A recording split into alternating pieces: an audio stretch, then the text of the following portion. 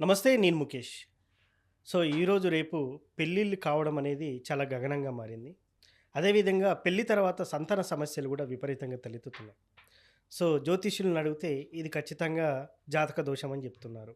బయట పరిస్థితి చూస్తే అమ్మాయిలు లేరని ఒక వాదన వినిపిస్తుంది. మరి ఇటు జ్యోతిష్యం కరెక్టా?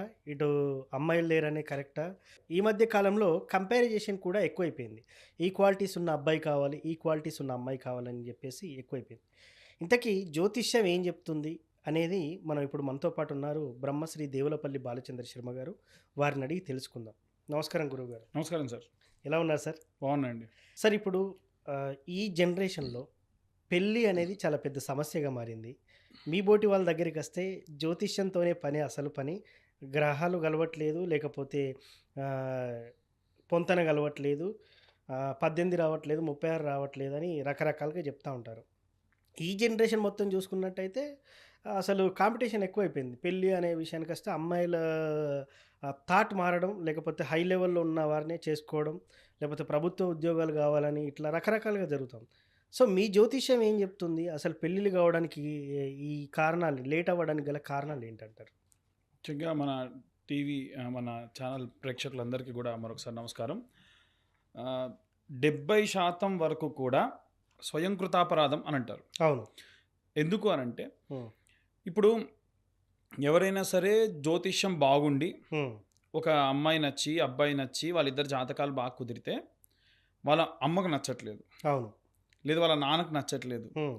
అంతా ఓకే, వీళ్ళకి వాళ్ళకి నచ్చితే హ్మ్. వాళ్ళ ఇంటికి వెళ్తే వాళ్ళ ఇల్లు నచ్చట్లేదు. ఓకే. అంతా ఓకే, బాగుందనుకుంటే వాళ్ళ బంధువుల్లో ఎవరో వచ్చి హ్మ్. ఈ పలానా అమ్మాయి నేను పలానా రోజు ఆ సెకండ్ షో సినిమాకి వెళ్తే అక్కడ తను వచ్చింది అని చెప్తాడు. ఓకే. ఇది ఎంతవరకు వాస్తవం, ఎంతవరకు అవాస్తవం అనేది అనవసరం. హ్మ్. ఇవే కాదండి, ఓపెన్గా మాట్లాడుకోవాలి అని అంటే మేము జాతకానికి సంబంధించి మా దాకా వచ్చేటువంటి వాళ్ళు కూడా చాలా తక్కువ. జాతకం చూయించుకునే దానికి వచ్చేది ఆకరణ అన్నీ నచ్చితే. హ్మ్. లేదు, కొంతమంది ముందుగానే చూయించుకుంటే అసలు మిగిలినవన్నీ కూడా ప్రాబ్లమ్స్. ఓకే. నాకు తెలిసిన ఒక వ్యక్తి వాళ్ళు కేవలం వాళ్ళ ఇంట్లో వాళ్ళ నాన్నకు నచ్చలేదని, వాళ్ళ అమ్మకు నచ్చలేదని, వాళ్ళ చెల్లెకి నచ్చలేదని, హ్మ్. తన ఉద్యోగం నచ్చలేదని, హైట్ నచ్చలేదని, వెయిట్ నచ్చలేదని, ఆఖరికి ఇప్పుడు ఏమైందనంటే 35 సంవత్సరాలు పెరగాల. ఓకే. ఎందుకు? దీనికి కారణం ఏంటి అనంటే హ్మ్. మనం స్వయంగా చేసుకునేటువంటి అపరాధాలు ఓకే. అని చెప్పేసి నేనంట. హ్మ్. అయితే జాతకాలు ఇవన్నీ కూడా చూసి హ్మ్. జాతకాల్లో ఏమైనా దోషాలుంటే హ్మ్. మేము ఎంతవరకు వీలైతే అంతవరకు వాళ్ళకి ఏమేం చెప్పాలి అవన్నీ కూడా చెప్తాం. హ్మ్. ఇంకొంతమందికి ఏమిటంటే పాపం జాతకాల విషయం పక్కకు పెట్టండి. హ్మ్. వివాహానికి సంబంధించి వివాహం కాకపోవడానికి కారణం ఏంటంటే చెల్లె పెళ్లి చేయాలి అందుకని కాలేదని ఒకళ్ళు. అవును. సరే, తర్వాతకి పెళ్లి చేసుకుందాం అంటే తండ్రికి ఒంట్లో బాలేదు, అవును. తల్లికి ఆరోగ్యం బాలేదు, అవును. తీరా చూస్తే 40 ఏళ్ళు వచ్చాయి, ఇప్పుడు పెళ్ళి అవ్వట్లేదు. హ్మ్. ఇలా చాలా రకాలైనటువంటి ప్రాబ్లమ్స్. ఎవరైనా సరే అంటే నా సజెషన్ ఏంటంటే హ్మ్. మీరు పిల్లవాడికి ఒక వయస్సు వచ్చింది అని నిర్ధారించిన తర్వాతకి పెళ్లి చేసేయండి. ఓకే. అదేంటండి సెటిల్ అవ్వకుంటే పెళ్ళి ఎట్లా చేస్తారు అని చాలామంది అంటూ ఉంటారు. హ్మ్. పెళ్ళి అనేది సెటిల్మెంట్ అండి. ఓకే. ఎందుకంటే మీ ధర్మం ఏం చెప్తుంది అని అంటే మన ధర్మము హ్మ్. వీలైనంత వరకు కూడా హ్మ్. పిల్లవాడికి విద్యాబుద్ధులు నేర్పించండి, ఓకే. పెంచండి, పెద్ద చేయండి. ఒక వయసు వచ్చిన తర్వాతకి అతనికి వివాహానికి సంబంధించి చిన్న ఉద్యోగం ఉన్నా కాస్త మెయింటైన్ చేసే ఉద్యోగం ఉంటే వివాహం చేసేయాలి. హ్మ్. ఎందుకు అనంటే వివాహం చేసిన తర్వాత ఆటోమేటికల్గా బాధ్యత పెరుగుతుంది. అవును. బాధ్యత పెరిగితే అతను ఖచ్చితంగా నా భార్య ఉంది, హ్మ్. నాకు పిల్లలు కలుగుతారు, నా వంశాభివృద్ధి కలుగుతుంది, నాకు పలానా ఖర్చులుంటాయి హ్మ్. అన్న ఉద్దేశంతోని ఖచ్చితంగా వాళ్ళు మంచిగా లైఫ్ అనేది లీడ్ చేస్తారు. ఓకే. ముందు లైఫ్ సెటిల్ అవ్వాలంటే 40 ఏళ్ళకి లైఫ్ సెటిల్ అవుతుంది, అమ్మాయి మాత్రం దొరకదు. ఓకే. ఇలాంటి ఇబ్బందులు చాలామంది ఫేస్ చేస్తూ ఉన్నారు. హ్మ్. జాతక సంబంధితమైనటువంటి ఇబ్బందులు కూడా మా దగ్గరకు వచ్చేటివి ఎలా ఉంటాయంటే హ్మ్. షష్టాష్టకాలు అవుతున్నాయండి అంటారు. హ్మ్. షష్టాష్టకాలంటే? షష్టాష్టకాలు అని అంటే మనకు 12 రాసులు సార్. ఓకే. షష్టం అంటే 6, హ్మ్. అష్టకం అంటే 8. ఓకే.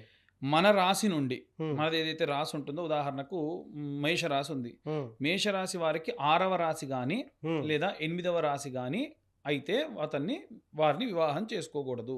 ఓకే. షష్టాష్టకాలు చూసుకోవాలంటారు. ఇంకా చాలామంది ఇంకా మూఢత్వం ఎక్కువైపోయి ఇండీప్కి వెళ్ళిపోయి నవమ పంచకాలని, హ్మ్.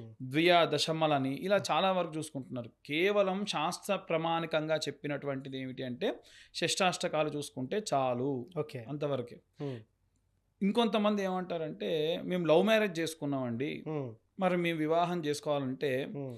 శాస్త్రంలో కాదు గానీ, బయట ఉన్నటువంటిది ఏంటిదనంటే everything is fair and love and war. Hmm. కాబట్టి మీరు నిజంగా స్వచ్ఛంగా ప్రేమించి ఉంటే, ఒకవేళ మీ జాతకాలు కుదరకపోతే ఒక చిన్న రెమెడీ ఉంది. హ్మ్. ఎందుకంటే మనకున్నటువంటి వివాహ సాంప్రదాయాల్లో కూడా పలు రకాల వివాహాలున్నాయి. హ్మ్. గాంధర్వ వివాహం అని, రాక్షస వివాహం అని, ఓకే. పద్ధతిగా చేసుకునేటువంటి దేవతా వివాహాలని కొన్ని వివాహాలుంటాయి. ఓకే. కాబట్టి మీరు నిజంగా ప్రేమించి పెళ్లి చేసుకోవాలి అనుకునేటువంటి వాళ్ళుంటే మీ జాతకాలు చూయించుకొని బాలేకపోతే వారిద్దరికీ కూడా వివాహమైన తర్వాతకి హ్మ్.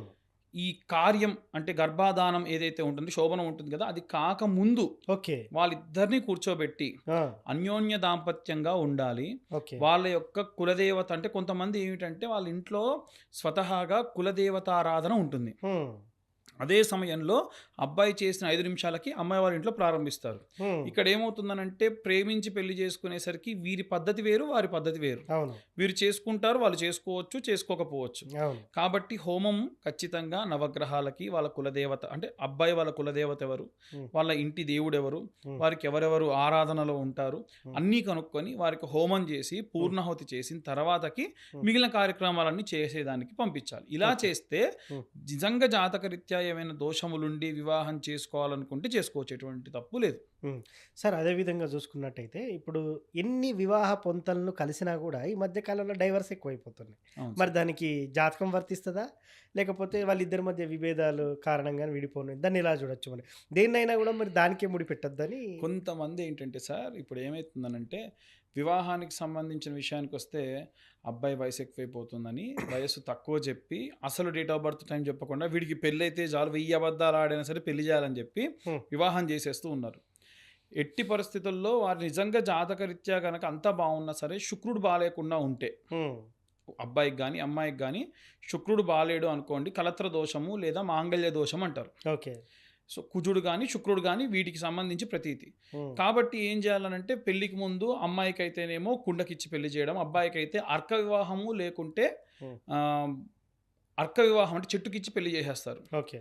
కాబట్టి ఇలా ఈ యొక్క అర్క వివాహం చేసేయడం వల్ల అబ్బాయికి దోషం పోతుంది, కుండతోనిచ్చి పెళ్లి చేయడం వల్ల అమ్మాయికి దోషం అనేది పోతుంది. హ్మ్. ఇలా చేసుకొని అంటే నిజంగా జాతకరీత్యా డైవర్స్ అనేది ఉంది, హ్మ్. ద్వికలత్ర యోగం ఉంది అనుకోండి, హ్మ్. అది చేస్తే సరిపోతుంది. అలా కాకుండా చాలామంది వాటిని నెగ్లెక్ట్ చేసి దాటి వేసుకుంటూ హే ఇవేం కాదు, ఇవన్నీ పట్టించుకోవద్దు, మా అప్పుడు ఇవేం చూసాము. హ్మ్. ఇంకొక మాకు తెలిసిన ఒక తాత ఒక ఆయన ఉన్నారు. హ్మ్. ఆయన ఈ జాతకాలు ఇవన్నీ ఏంటి అంటే ఆయన వాళ్ళు నానుడి ఊర్లో ఉన్న వాళ్ళు ఎలా మాట్లాడతారంటే ముహూర్తం చేసి పెళ్లి చేసుకుంటే కుక్క పిల్ల పుట్టిందంట అంట. అంటే అదే. ఆయన ఉద్దేశం వేరే కాదు కానీ వెటకారం బాగా. యెస్. అవును. నిజంగా మేము మా అప్పుడు ఇవేమున్నాయి ఏం లేదు అని అనుకుంటారు. అవును. పూర్వము ఇప్పటికంటే కూడా అడ్వాన్స్డ్గా ఉండేవాళ్ళు సార్. యెస్. అవును. ఇప్పుడైనా కానీ సార్ నాకు అదే డౌటు. పూర్వం రోజుల్లో ఈ జాతకం లేదు. ఈ పలానా పొంతల్ని కలిసిన అవేం లేదు. జస్ట్ పేరుతోని చూసి చేసుకోవచ్చా అంటే చేసుకోవచ్చు. ఎగ్జాక్ట్లీ ఇప్పుడు మీరేమో ఒక సాఫ్ట్‌వేరు 1,70,80,000 సాఫ్ట్‌వేర్ పెట్టి దాంట్లో ఇద్దరి జాతకాలేసి లేదు. అవి కలవట్లేదని చెప్పి ఇప్ రెమెడీస్ చెప్పి ఏంటి సార్ ఎగ్జాక్ట్లీ. అసలిది? ఇప్పుడున్న రోజుల్లో ఉన్నటువంటి సాఫ్ట్వేర్లు కూడా సార్ మనకున్న గతంలో ఉన్నటువంటి 100 సంవత్సరాల పంచాంగాన్ని హ్మ్. వాటిని కోడింగ్ చేసి ఉన్నటువంటి సాఫ్ట్వేర్లో దాన్ని ఒక సాఫ్ట్వేర్ రూపంలో ఇచ్చి హ్మ్. పేరు, date of birth, time, place ఇస్తే హ్మ్. అన్నీ వచ్చేసేటట్టుగా చూపిస్తున్నారు. ఓకే. అది ఇది సేమ్ సార్, తేడా ఏం లేదు. యెస్. మనం బుట్టేవారి పంచాంగం కానీ, రేలంగి వారి పంచాంగాలు కానీ, హ్మ్. నార్త్ ఇండియాలో ఉన్నటువంటి శత పంచాంగాలు ఏవి చూసుకున్నా హ్మ్. సేమ్, దాంట్లో ఎటువంటి సంబంధం లేదు. అప్పట్లో వాళ్ళకి ఏంటంటే వాళ్ళకి ఈ ఫోన్లు లేవు, రీల్స్ లేవు సార్. నావిగేషన్ అంతా కూడా ఒకటే. ఆ! బ్రాహ్మడికి శాస్త్రం మీదే ధ్యాస, యెస్. అవును. వైశ్యుడికి వ్యాపారం మీదే ధ్యాస. ఓకే. అలాగే ఎవరికి వారి పనులు వాళ్ళ పని మీద ధ్యాస తప్ప హ్మ్. పని వదిలిపెట్టి వేరే వాటి మీద ధ్యాస లేదు. ఓకే. కాకపోతే ఏంటంటే వాళ్ళకేంటంటే ఇప్పుడు మీ పేరు చెప్తే అప్పట్లో వాళ్ళకేంటంటే వాళ్ళ డేట్ ఆఫ్ బర్త్ టైం సంబంధం లేదు. ఖచ్చితంగా మీ పేరు, మీ జన్మనామమే ఉంటది. హ్మ్. అలాగే మీ యొక్క జన్మనామం ఉందంటే దానికి సంబంధించిన రాశి, దానికి సంబంధించిన నక్షత్రం వాళ్ళకి తెలిసిపోతది. ఓకే. కాలిక్యులేషన్ చేస్తారు. ఓకే అని చేసేస్తారు. హ్మ్. ఒకళ్ళు చేస్తే అయ్యా బాగుండదురా ఇలా అయితే, అమ్మాయికి సంబంధించి వాళ్ళ ఇంట్లో ఎవరన్నా అమ్మవార్లు ఉంటే అమ్మవారి పేరు ముందు యాడ్ చేయమని చెప్పు, హ్మ్. లేకుంటే మా ఇంట్లో ఉన్నటువంటి మీ ఇంట్లో ఉన్నటువంటి అమ్మవారికి సంబంధించి పేరు యాడ్ చేసేసి పేరు మార్చి వివాహం చేసేస్తారు. ఓకే. అంతెందుకు సార్, అప్పట్లో పెళ్లి చేసుకున్న వాళ్ళకి డైవర్స్‌లు కాలేదా మరి మీరు చెప్పిన లెక్క ప్రకారం? అంటే నేను ఎక్కువ పెద్దగా ఇన్నది లేదు. పూర్వం రోజుల్లో అసలు విడాకులనే ముచ్చటే లేదు. ఈ మధ్య కాలంలో 5 సంవత్సరాల కాలంలో పాపులేషన్ ఎక్కువైపోయింది. నాకొక అడ్వకేట్ ఉన్నారు. ఆవిడ చెప్పేదేంటంటే కోర్టుల్లో 70% మంది డైవర్స్ కేసులే ఉన్నాయంట. మిగతాయన్నీ సివిల్ వివిధ రంగాలకు సంబంధించిన కేసులున్నాయంట. అంటే 70% విడాకుల కేసులున్నాయంటే ఎంతమంది పెళ్లి చేసుకుంటుర్రు? ఎంతమంది విడిపోతున్నారు? బయట ఎంత సహజీవనం నడుస్తుంది? అసలు ఈ ధర్మం గూడా పక్కదారి పడుతున్నట్టు అనిపిస్తది ఒక్కోసారి. 100% సార్. దీనికి కారణం కూడా మళ్ళీ స్వయంకృతాపరాధం అని మళ్ళీ చెప్తా.